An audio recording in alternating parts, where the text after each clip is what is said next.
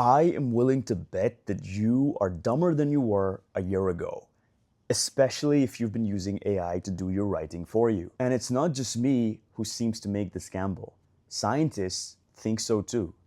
This study was conducted by a bunch of researchers affiliated with the Indiana University School of Medicine, and they put together 3 different cohorts of people and gave them a simple task: write a review paper.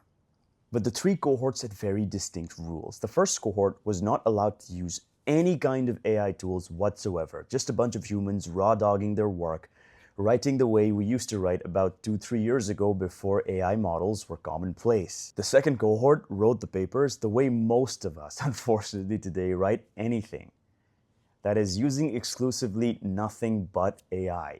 The outline, the draft, the edits, everything was done by an AI model. The third cohort used a hybrid approach where they used AI tools but didn't exclusively rely on it. For example, they gave these AI tools the outline, they helped the AI tools make edits, so it was kind of co-authored using AI. In my honest opinion, this third hybrid approach is the way most sane individuals should approach using AI, where you're not exclusively relying on AI to create, rather generate the material for you, but you're working with AI iteratively, giving it feedback, giving it your input so that the final product you create has been co-authored by you and AI. Anyway, I digress. Let's get back to the study. Unsurprisingly, the study found that the work that was produced by the AI-only cohort seemed to be homogeneous. They read the same, they sounded the same, they felt the same. Now, if you've read review articles before, you know that they are supposed to synthesize information from a lot of different sources and give you a holistic review. And for the AI-only cohort, the articles produced had a lot of references, a lot more than the other cohorts. So the AI models definitely understood the assignment. However, a lot of the references in these AI-only produced articles were fabricated. They were hallucinations by these AI models, which is a very common thing that happens in AI systems, particularly when you're pressing them to come up with a lot of references. Now, obviously, the human-only cohort took a much longer time finishing up their work, dotting the I's and crossing the T's. And the work they produced overall didn't have as many references, but the references were solid references. Additionally, the work they produced also contained a variety of a lot of different viewpoints, and they brought a lot of new and rich arguments to the table compared to the AI-generated articles. But let's forget about the results of this study for a second.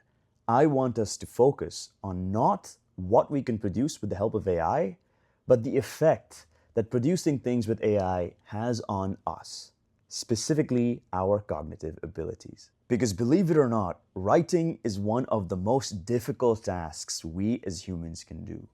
It takes a lot of planning, it takes a lot of thinking, it takes a lot of edits, it takes a lot of presence, and therefore it takes a lot of time. And unfortunately, whether we like it or not, the brain is a use it or lose it muscle.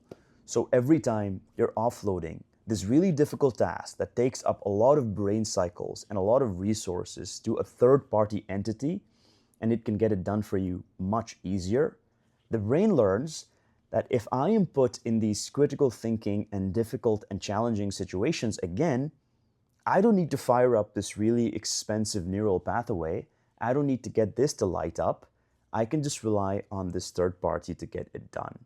Unfortunately, sometimes the human brain doesn't know what's good for it long term, and it is incredibly conservative when it comes to spending resources. Needless to say, the cohort that used nothing but their brains and very crude and manual review tools had their brains light up like the sky on the 4th of July as they were creating these review papers.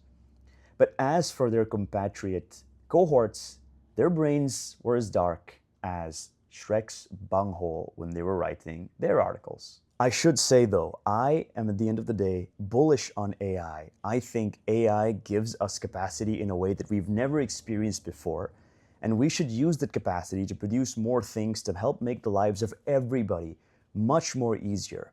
But I think we should also be very, very cognizant of the effect that using AI has on us. Because these AI systems aren't something that we are going off to a factory to access. They are available to us at every hour, every minute. And people are using these AI systems to make deeply personal decisions about their lives to get counseling. So these AI models are closer to us, have more access to us than even our best friends and family members. Over the last several months, the neural architecture of these AI models have improved tremendously. But if we aren't using our brains to think in situations that are challenging for us, then that improvement will have happened at the expense of our own cognitive architecture. So go out there, please, and write something. See if you can sit with the discomfort of the entire process for even 5 minutes. Because if you can't, things are only going to get worse for you.